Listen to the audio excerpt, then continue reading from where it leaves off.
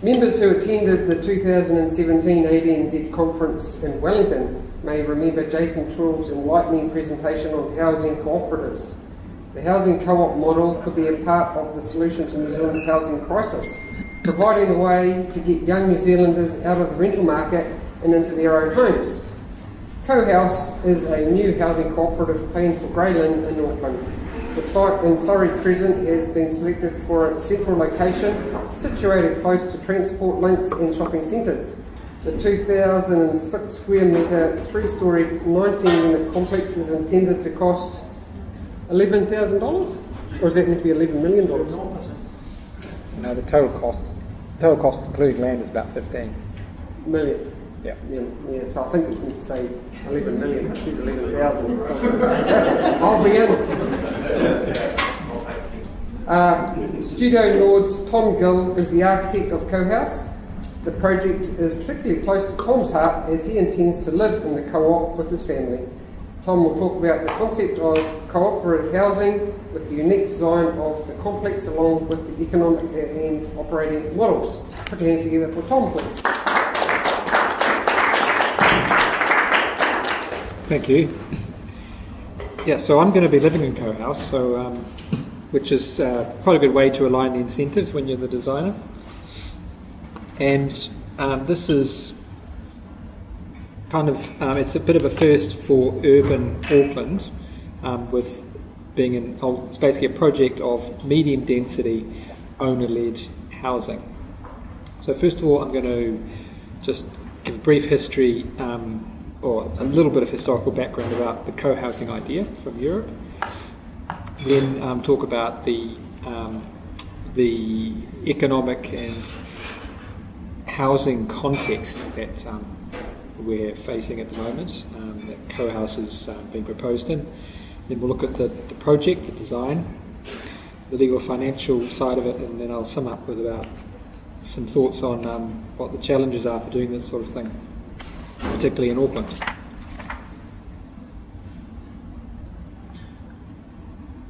So this is one of the grandfather projects of modern co-housing. This is Wellington in Denmark, done by Van Kunsten Architects.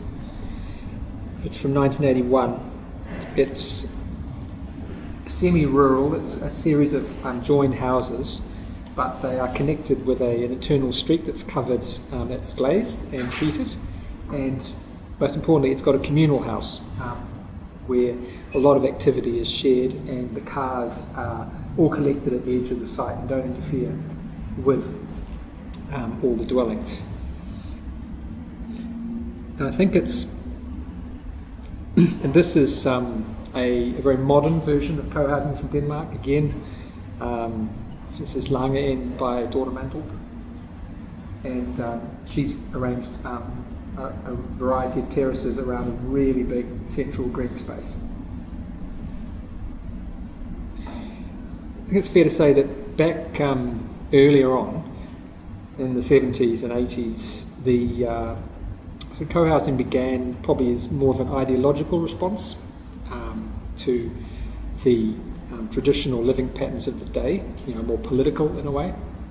But nowadays, with co-housing becoming more popular again, or people getting more interest in it, it's quite a lot to do with pragmatism and a response to the conditions that households are facing these days, with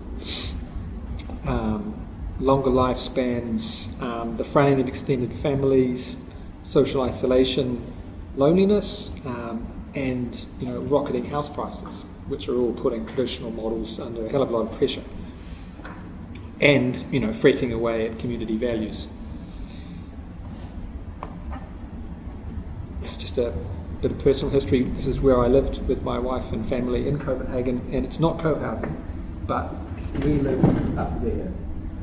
It's a private apartment block, and you could rent there permanently if you wanted to. No, they could never kick you out so long as you kept paying the rent and followed the rules, which is pretty unheard of in New Zealand, but pretty common over there. And we had this small courtyard, which everyone could use and it was amazing how just some small aspects of communal space could generate a lot of social interaction amongst people living in this. And this is basically right in the middle of town. It's like living in downtown Auckland. So, shifting it all to Auckland, where we've seen our population increase in the last 20 years by 50%. We're about 1.65 million now, and the median house price it's now 810,000. It's not even 800,000. It's gone up, which is over 10 times the median income for Auckland, which is a lot more than the long-term average of just over 4. The housing situation, I think, as we all probably know, in Auckland is pretty tough. The social impact of this is going to take a long time to really come out, but we can already see that home ownership is drifting downwards and is now at 43% in Auckland. We've got the highest rate of homelessness in the OECD, and most of us know people like teachers and nurses who are really struggling to live in Auckland are actually just leaving because they can't be paid enough to make it worth living here. So in this context, the Cohaus project is about bringing a group of people together with their families to build their own homes and to create a stable community. So I'm part of one of the 2 families leading it. There's another family, David and Georgianne, and between us we've got 5 kids of all ages. And we were introduced by a friend, actually. We hadn't known each other before this project. We both knew we'd been raving on about what a good idea co-housing was. So they put us together and we realised we had completely compatible a vision of what we wanted to achieve and capital, which is pretty important.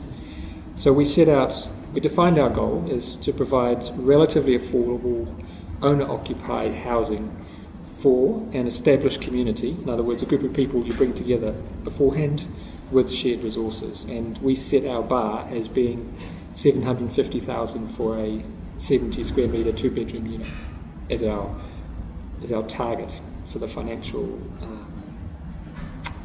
feasibility of the whole thing. And to us, the reason that we settled on co-housing as a housing model that we wanted to try and achieve is it compared to established models in Auckland, which is detached houses, apartments, maybe a few units, usually either developer built to sell or single houses building their own house just one at a time.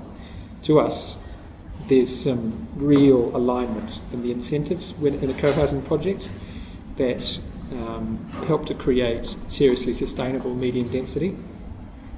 One, it'll produce good quality housing because it's the owners themselves that are doing it, so they're not going to cut any corners. It's reasonably priced. Money will be spent on the right things because, again, the owners are determining how their own money is getting spent. They're not being told by agents or the market or developers what to do, because in a co-housing development you have no real estate agents, which is awesome. And they make a positive contribution to the local community because the people doing the job want to live there and they're determined to make it as good as they can.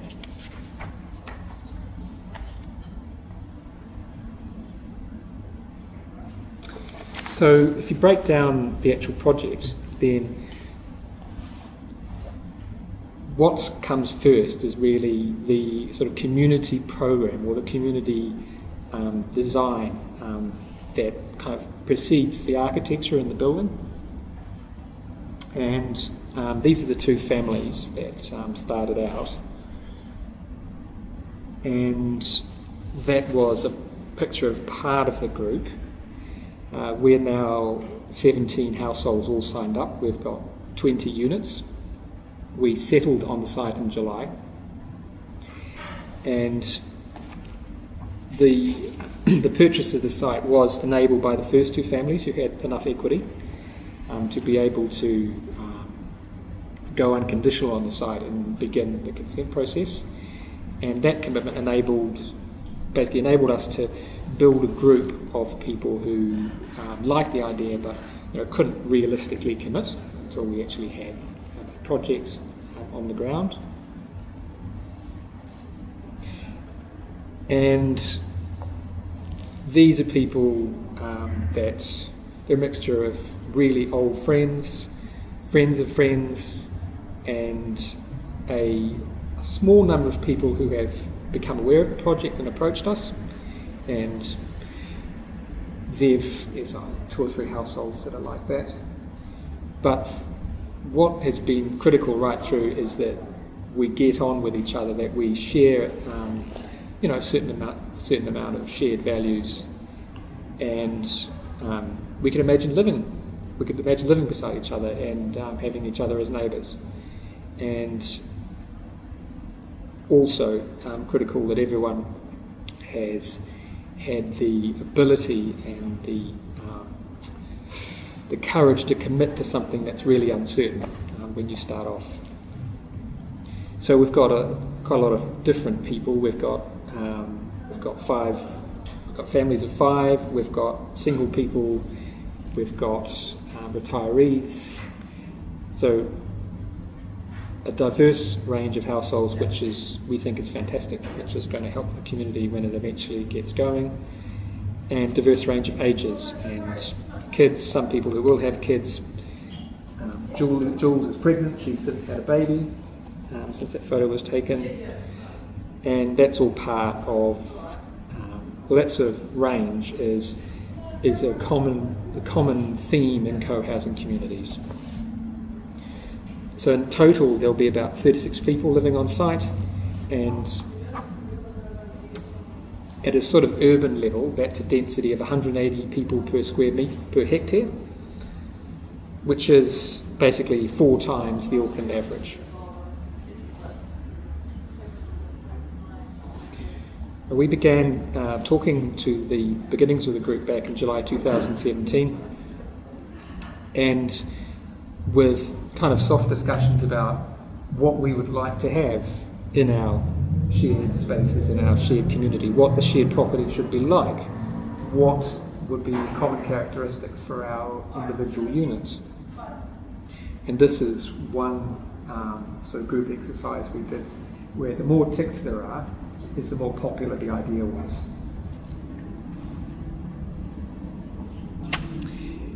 One of the things we found was that financially, building shared facilities is really expensive in a project. Like it sort of loads the project for cost more than you'd think, and I still don't quite understand why.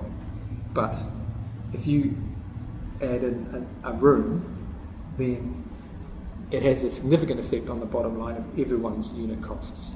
So the extent of the common facilities was a huge negotiation with the group. Some people wanted a lot, some people wanted not very much, some people wanted different things, and that is a really interesting test of how the group can come together. Will it come together? Can people commit and trust each other? Because you are basically spending each other's money when you're making these decisions. So this is just a diagram of the. I'll get onto the architecture next, but this is more just about the units and how they're basically arranged. So this is the bottom level, and you can see here the green are the common areas. So we've got the front block with a big cycle store. There's a laundry in there. There'll be a storeroom. There'll be a mezzanine. That's all common. The green is common. Up here is a shared common room, which is a space that anyone can use. It's the size of a one-bedroom flat. It's big enough to accommodate almost everybody in a sit-down dinner if we wanted to do it. It's a room for a party. It's a room for people to maybe do some work out of their own home. It's just there for the community. And then the blue are all units. So that's one bedroom, that's a 3, that's a 1, that's a 2-bedroom terrace, and then there's a very large terrace at the end, and another terrace, and 2 terraces in the front. And then that's the old building that we're having to retain and relocate, which we're split into 2 at the moment. Big courtyard, car parking down there, passageways through to the courtyard, and a garden pavilion which is part of the landscaping, which is common as well. And this is the top level, which also shows the other common space, which is a guest flat, which is bookable by anyone in the community. And the idea with that, which was very popular, is that it relieves people's concern about needing a spare bedroom. They simply say, well, I don't need that room. I can get by with a smaller unit, because if I get in early, I can book the guest room and people can stay there. And that's a very popular thing in Europe. This is a sort of ground level diagram of the way the public and private spaces mediate, which is very important because the whole site is common property. So none of the landscaping or the site at ground level is owned by a particular unit. I mean, so units do have, ground level units do have patios. These are decks, they're patios, but they don't legally own them. They just have preferential use. And then we have these main movement routes through the building, from the car park, into the common stairs, secondary routes coming off them to access the front doors of other units, all kept at the right distance, so a gradient of privacy between the public spaces and the private spaces is carefully observed, so people can always find a space that suits how they're feeling. They don't have to, be in each other's face. You don't have to be constantly talking to people if you don't want to. There's a range of options, which is about choice, and that's important in these shared living situations.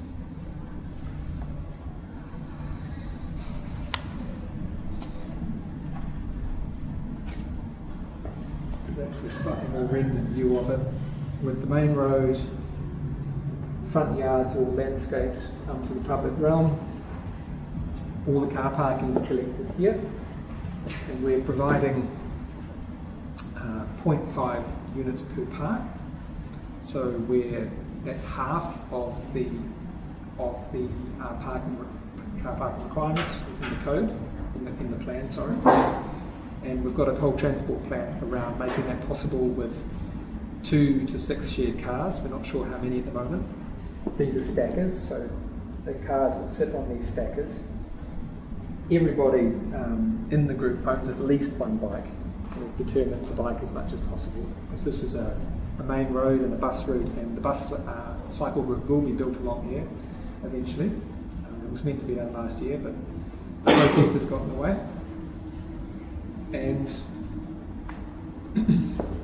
here you can see, and this is schematic as possible because we didn't want to give the council a definitive design for the courtyard. We didn't want to be, held up.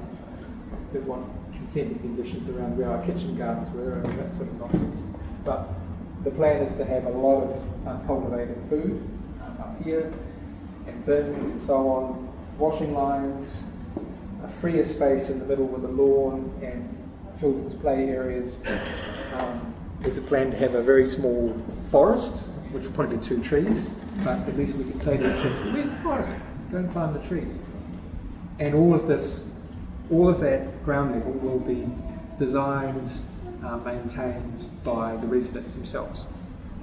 And there are some residents who love gardening, and there are some who don't. I don't. But I'm happy to do other stuff for the community if other people will do the garden. So we're going to be sharing all that sort of stuff.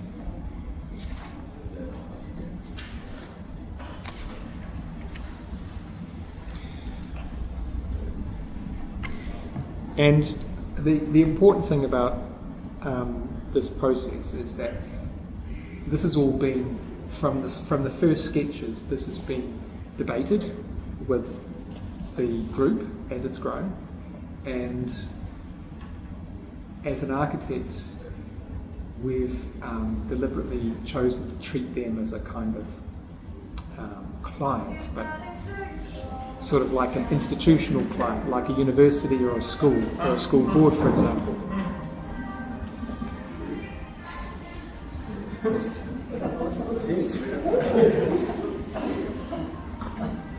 How big's the site, Tom? 2,400. 2,400. Okay. And was it just the one house on it? Yep. Yeah, I'll show you that in a minute. Is it where the proper shops are? It's on the bend before Richmond Road.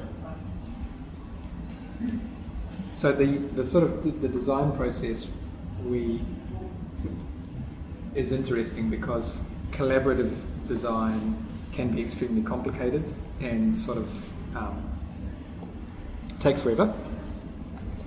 And we had an advantage because two families were leading it and taking all the risk.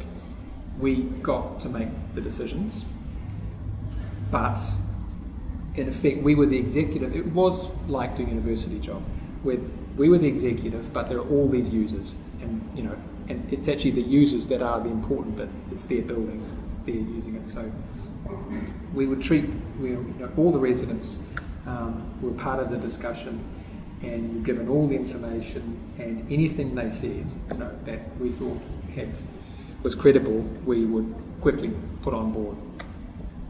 So that enabled us to kind of get through it and to keep moving ahead without getting stuck on endless sort of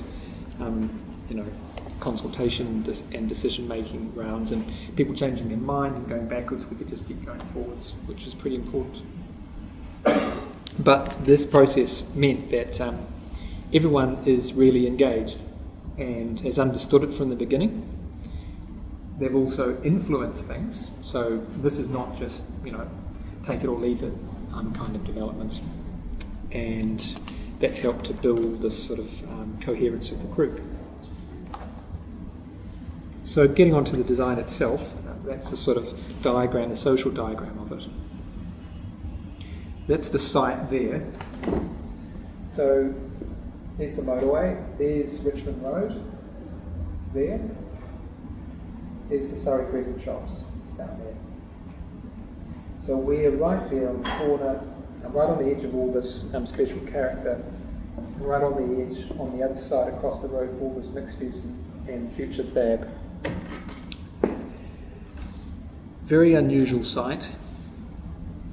That's the site there in the old days, back in the 40s. It instantly stands out as being a bit unusual. So it's large, irregular, it's on three corners, it's on the ridge line, it's on the north side of the arterial of Surrey Crescent, and this used to be where the trams ran, going back to K Road. It's been, since the 20s, it was converted from a large house to being a maternity hospital and care home, and it's been that ever since until we bought it, when it was a home for the long-term mentally ill. So it's basically been an institution for a century, and the site being 2,400 is over 2,000 square metres, which is a key little thing in the plan. It permits what's called an integrated residential development, because otherwise the site is not very helpful. It's single house zoning, it's got a character overlay on it, but because it's an integrated residential development, you can set aside all the normal rules on density and propose something that makes sense as an integrated development. All of which to us means that we think this is just a perfect place to do medium density in Auckland. We think the building, and anyone else that you'll talk to would agree with us, is about this environment here, is about the density of Surrey Crescent. It's about this main road which has 11,000 cars on it a day, buses, a cycle route, and it's on the perfect side of the ridge and all this sort of stuff. So we think it's about that. Council think this is about this. So that's been a point of debate from the start with council. This is this kind of the buildings are along Surrey Crescent. We've got Auckland apartment buildings. We've got Surrey, which is 5 stories. We've got some villas. We've got the school. It's all a big mix.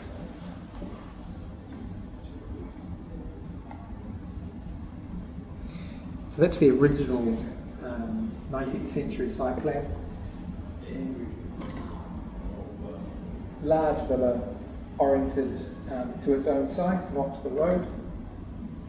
Quite different to all the other villas, which are all facing the streets and face up to a consistent front yard.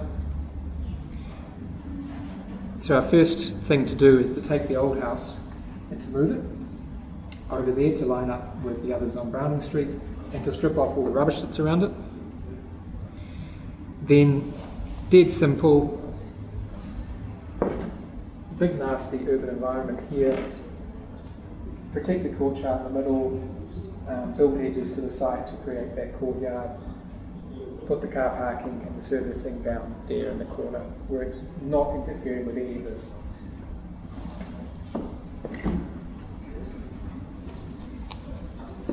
So the blue outline is the existing building, which has got a whole lot of ancillary buildings and rubbish all over it. It was used as it was actually used as an obstetrics, one of Auckland's main places for women in difficult circumstances giving birth. Used to go to this place, and most often their kids would be adopted out. It was run by a charity. So there's some pretty grim rooms in this building. And then after that, it was used as a form of an asylum, for want of a better word. So that's quite a large, sort of spread out building. We flip it. We open the middle of the site and we build the edges. That's the old villa, relocated up there. And then the black volumes are 4 or 5 stories. These mid-grey are 3 stories, and then we go lighter to 2 and 1 story.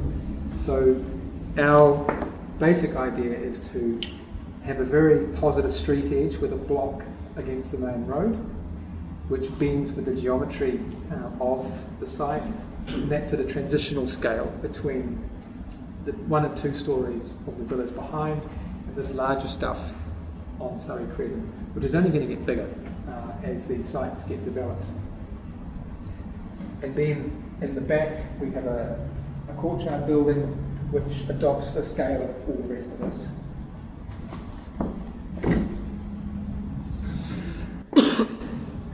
So just a bit of design methodology on the front building. It starts as a 3-story gabled block. It then bends to accommodate site geometry, and we punch through the building where the joints are and recess and articulate it so that we get 3 blocks with connecting elements.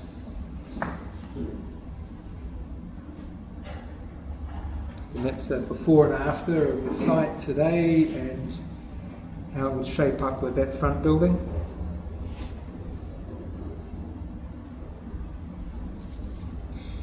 Because of the character overlay, which is driving council completely mad at the moment, they are just going off the rails with this. The design of the front building, in fact all of it is deliberately conservative. So we've got consistent facades, traditional character, vertical windows, nice gabled roofs, and that's from the other view, so that's a relocated villa. Front building bending around and then having a court, effectively creating a corner for street runs into all the plane trees down here. And I mean, in design terms or as architects, to us, the place in the world that does this kind of building best is Northern Europe. they're cities that just carpeted with buildings of this sort, and they're often very modest, quite simple, very elegant. So we were inspired by that doing this building. It's a sort of quiet urbanism, and the council would have loved us to have done some sort of Frankenstein kind of take on a villa, which I don't know how you stretch a villa to 3 stories and do a terrace out of a villa, but council heritage people will say that you can. But I wouldn't trust their judgment for that sort of thing. And also quite keen for this building to have kind of civic quality, because we want to be engaging with the community and the neighbourhood. So this is one of the passageways through. There's an entrance to one of the stairwells that comes up and serves the units each side. We've got low brick walls around the front yards, providing a bit of privacy but also functioning as seats.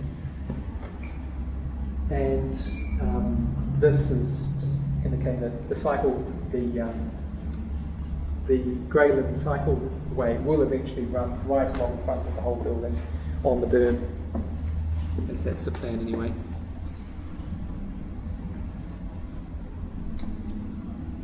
So, getting into a bit more detail of how it planned out. We've got studios, 1 beds, 2 beds, 3 beds, 5 beds. So the front building is broken down into 3, 2, 2, which are quite consistent, and then a mix of stuff in one end, and that enables us to get these passageways in with maximum efficiency on the stairs. And then the back building is a terrace with 1 stacked unit here, which is that staircase goes up to a deck to an upper level there, but these are all 2-storey terraces. So fairly typical.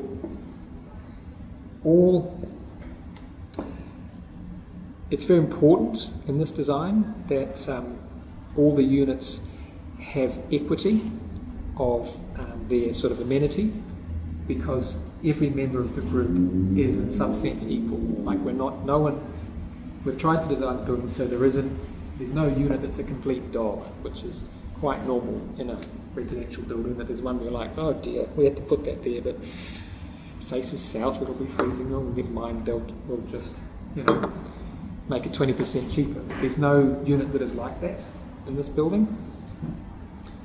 Like this guy is on the south, but he's got 3 aspects, and he's going to have, and he's got his own front door, and he's a tiny unit. He's actually the cheapest in the whole development, and he's just ranked with that. He thought he'd never buy a house, that guy, but he's going to be living there. So all the units are at least dual aspects. They all have living areas except the John, facing the courtyard. They've all got large external living areas, like a deck or a patio, that are covered from the rain, which we think is really important in Auckland.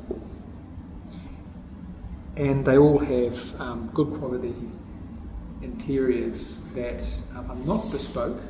We can't afford that, either in design or build cost. So we've been from the start been super clear that we're providing generic interiors. Like if people get into them and then want to, get a flash kitchen in 10 years, that's fine. But that's not going to happen now.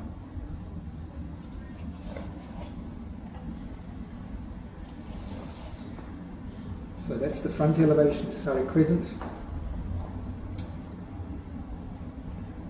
Running around the corner, the relocated villa. That's the end of the front building, with the back building stepping down the slope in several platforms.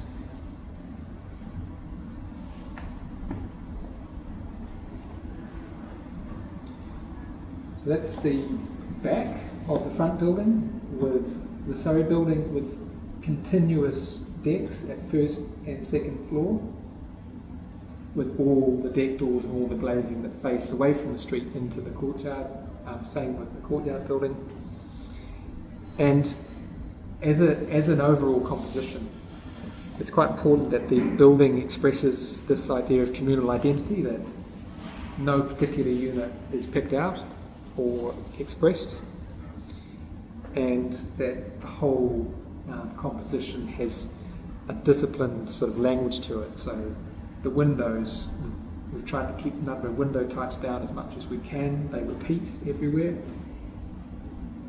Each building has only one material, so the whole front building is in brick veneer, which is bagged and facing, but it's all brick. And the back building is vertical natural weatherboards. So there's a real simplicity to them. They sit together around the courtyard. So that's a bit more detail. You can see these continuous decks, which people could leave open. It's up to them whether they screen the deck between them and their neighbour. We're just going to leave it up to people's decisions.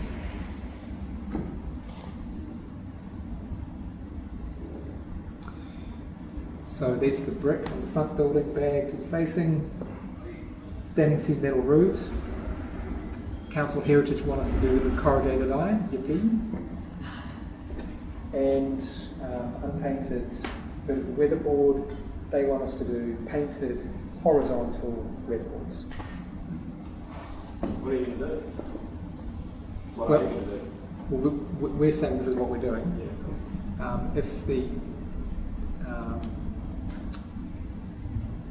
If it's a choice of getting consent or changing the material, we'll change the material. Not going to die in a ditch over that sort of thing.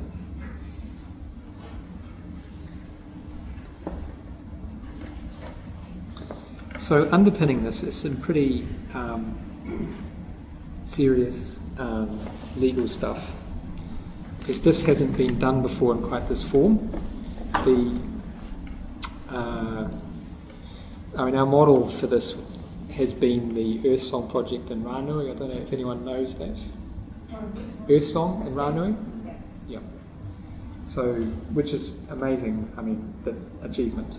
But now at least 10 years old, so kind of out of date in terms of tax and legal frameworks and agreements and stuff. So we've had to build our own, or pay to get our own built. And it's quite complicated. But in other countries that do co-housing, there are tax arrangements that you can use for collaborative housing, which recognises the fact that they're non-profit, that there's no commercial gain involved, that people are just trying to build communities and build houses. We don't have that in New Zealand. You're either doing a single house or you're a property developer. There isn't really much else. There aren't really any other frameworks that exist. So that's a horrible tax ambiguity, because if you are a commercial property developer, then you'll be taxed on any capital gain that IRD can see in the job. Whereas if you're building your own house, it's all tax-free, and that's how everyone's made money in this country.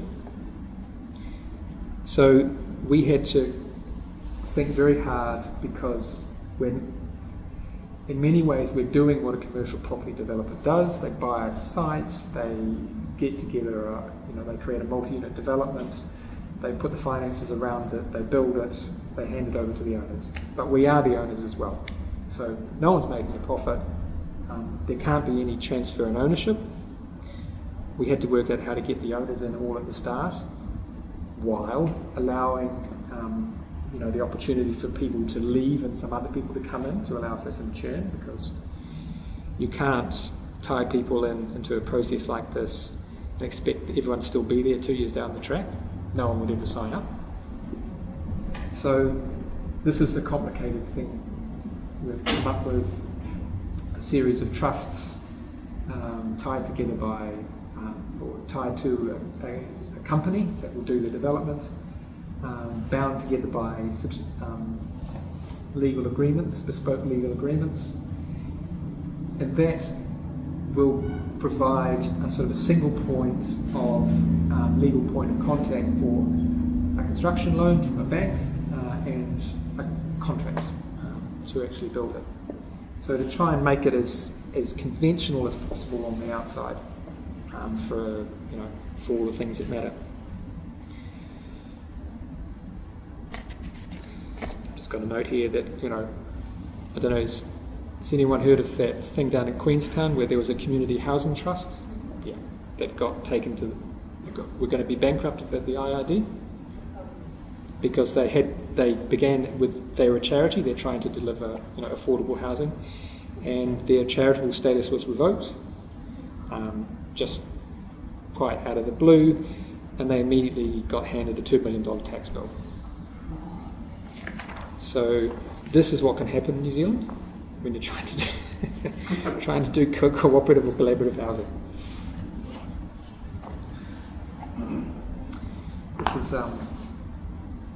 This is us reaching out to our, hopefully where we're going to be living. This is a store we ran at the Grey Lynn Farmers Market at the start of the year. We were just talking to anyone who wanted to listen or was interested in what we were doing. Because we knew that building a project like this in a neighbourhood in the middle of Auckland was going to be challenging, and that some people were not going to be happy or would find the idea quite threatening. So we've spent a lot of time, done a lot of talks, talked to anyone who was willing to listen to us, to explain that we're not hippies, we're not there to ruin the neighbourhood, and people listen. So, and the response has been 95% positive. Only a few people going, well, that's a bit weird. So, just a bit of a sum up.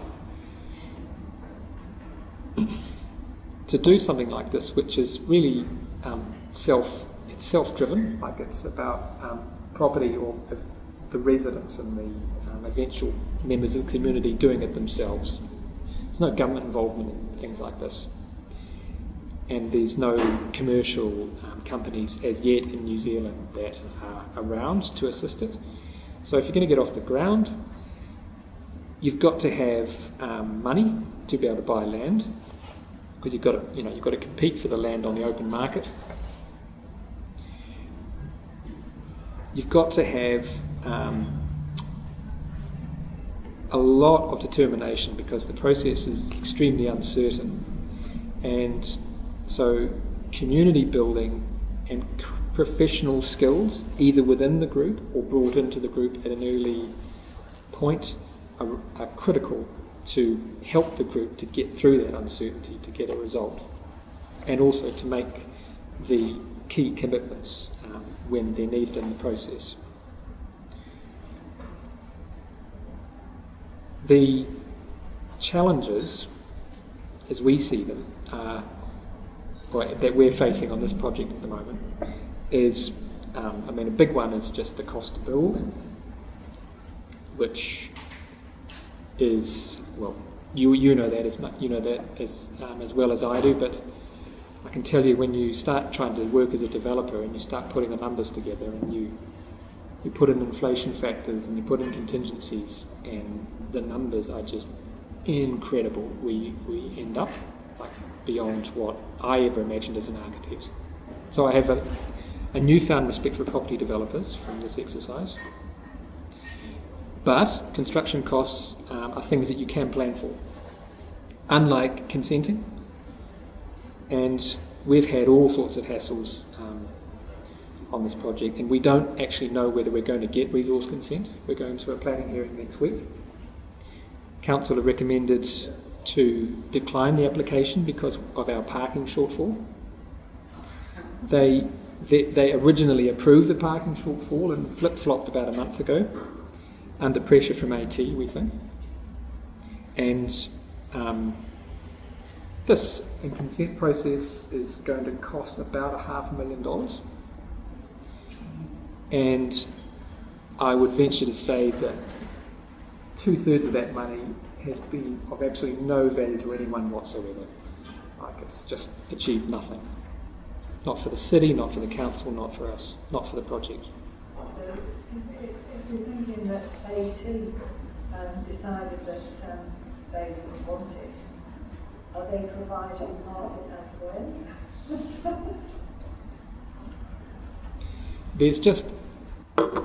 There's all these internal battles in these organisations. So you'll get a whole part of council who would love this to happen, and then you'll get a consenting officer who's just super conservative and is just freaked out by the whole thing. And AT is like this. So AT has a progressive on the surface. Their transport policy is progressive around parking. They've got. I'm having the same problem with the project. The AT, about to storm. Yeah, there are a lot. It's been going on for months. Yeah. With what? Sorry, with. A stormwater pipe. It's on the site, and they won't let us connect into it, and they won't pass it on. None of the other portions of the stormwater in the council are prepared to take responsibility for anything, and they say we should try something else. I talk to other areas along the street, all that sort of stuff. So nobody's making a decision at the moment. It's very testing of the patience. Yes.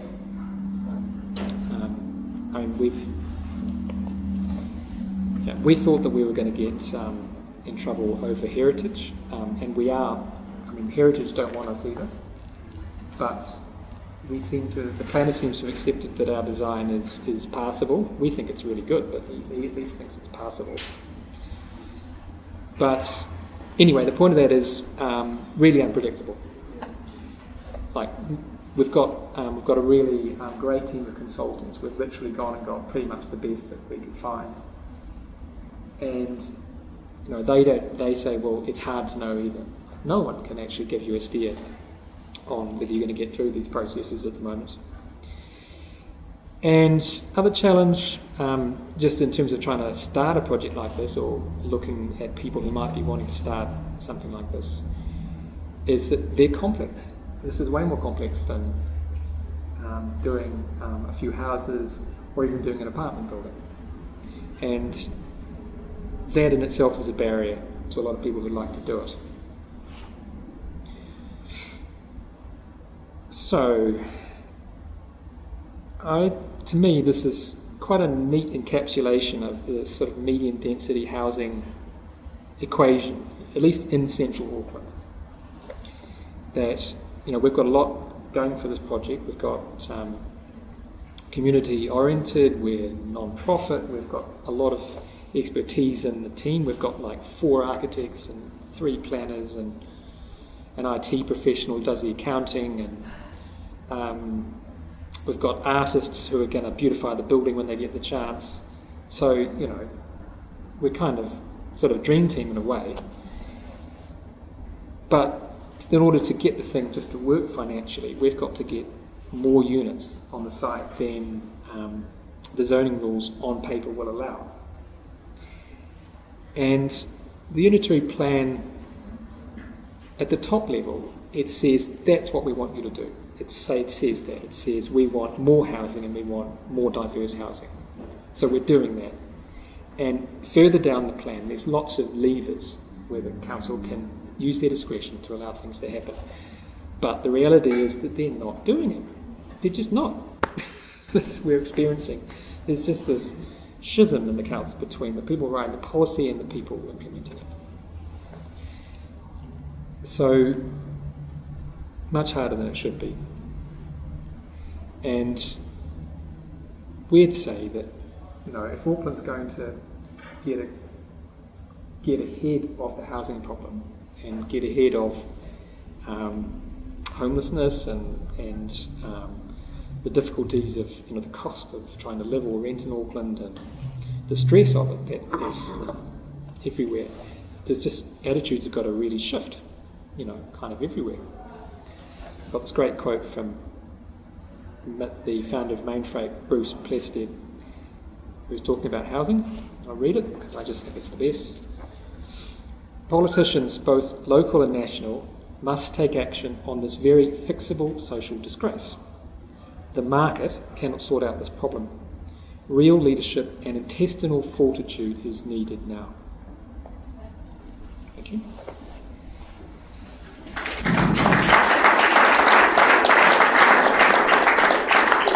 Tom, anyone got any questions for Tom? Well, there might be. Will it just be run like a body corporate overall, trying Yep. to control things, or how do you control Yep, that? totally vanilla. Yeah, so what it ends up with is unit titles, body corporate. So worst case scenario, what if they say you can't do it? Sell the site to a developer who's been knocking on our door, or subdivide and try and recover some of the money we'd otherwise lose.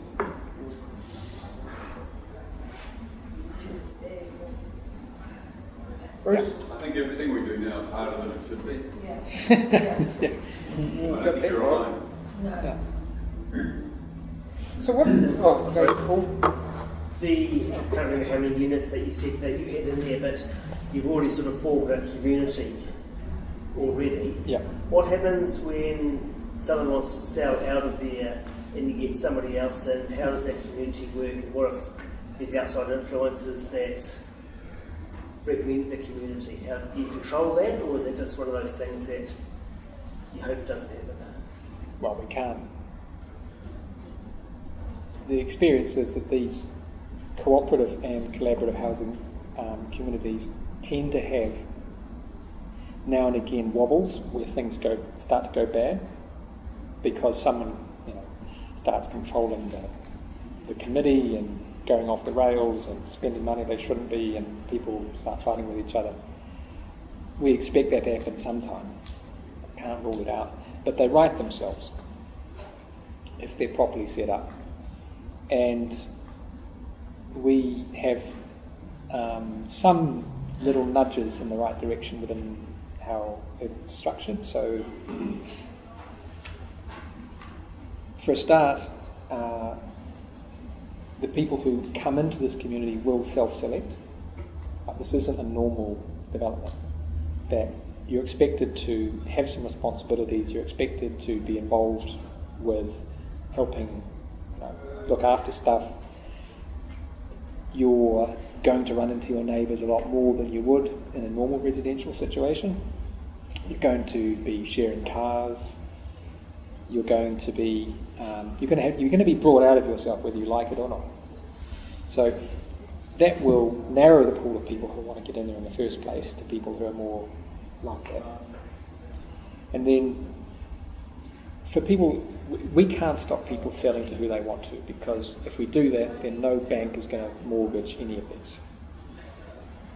What we are going to do is have a layer of first rights of refusal when a unit wants to be sold, and that would never be for less than market value. So we're talking about establishing a unit value by valuation and selling at valuation and no more.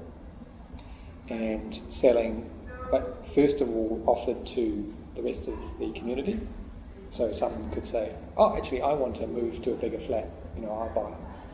Or, oh, my mum is getting a bit old, she'd really like to buy that flat. And then several other sort of friends, and then somebody else. And then you can offer it on the open market. It might have taken 3 months to get there.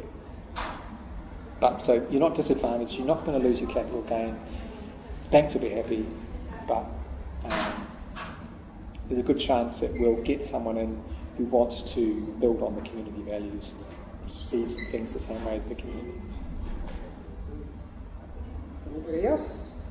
There was I went to a seminar this year on our housing group in Australia with the guy that the Australia was doing. Nightingale? Yeah, the Nightingale. You didn't think that was a good sort of idea for your file? Well, that's not co-housing. That's really good developer housing. Really good, best of breed. Kept it 20% under valuation, so no one. It sort of kept. I thought the idea of that was to keep control of what you were saying with the seller, which I thought was a great idea. Yeah, I think Australia can build cheaper than we can, and so they can afford to do that because they're still making money on those developments. I mean, they're, the Nightingale model is different because it's entirely architect-led, and privately financed. So the banks are not part of it until towards the end, which means that they can design the building that they think is the best, and then they have a pre-qualified group of customers who they can then plug into it. Once they've got the site, the scheme, the feasibility, it all stacks up. They can simply just fill it, they can simply fill it and sell it. So that is, so it's the quality and the control of the process that makes that radical. Don't know what he said at the talk, but I've heard him say that, whenever in any of those Nightingale projects where a project manager has been involved, who's had some sort of say over the final decision, things have gone wrong. Whereas wherever the architect has kept, or the designer has kept control of deciding what to do on the roof, or it's gone right.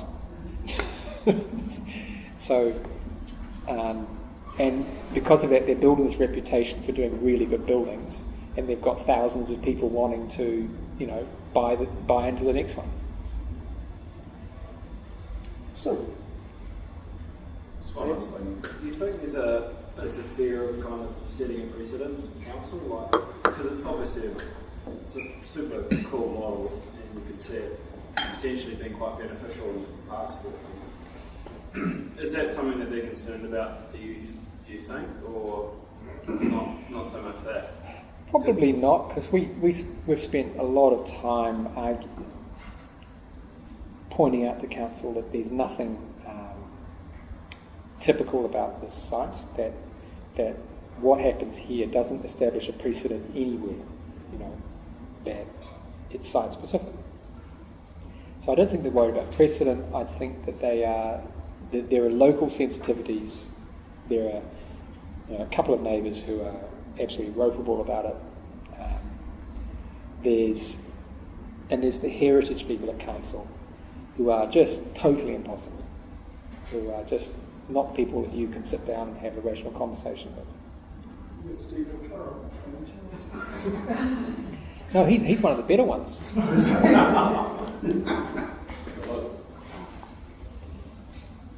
No, so I think it's a lot of the difficulties are down to the site itself and where it is, and the fact that we're surrounded by villas that are worth $3 million that are owned by lawyers, literally. Yeah. So if you were on the other side of the street with someone, well, you didn't think that then would have sort of gone away? Yeah, true. We would have had it by now. But, we spent 18 months looking for a site that was within cycling distance of university, because that's important for quite a few in the group. We did feasibilities on 7 sites. We tried really hard to buy 3. This was the 3rd. And you're really up against it. You're up against professional developers and who play the game so well. And we needed a site that was bigger than the norm. We needed a site that had all these development advantages so we could get more units onto it. So we would have loved to have found a site that was mixed housing urban. Could have been smaller and it would have worked for us, but they don't exist. They didn't come up in a year and a half. all right, well, I think we'll wrap the meeting up. For you, those of you who are going to conference, enjoy yourselves. Otherwise, we will see you at the next meeting. No doubt an email will come out with date and the time, location. Other than that, hang around, have another drink if you like, and drive home safely. We'll see you next time. Thank you, Tom.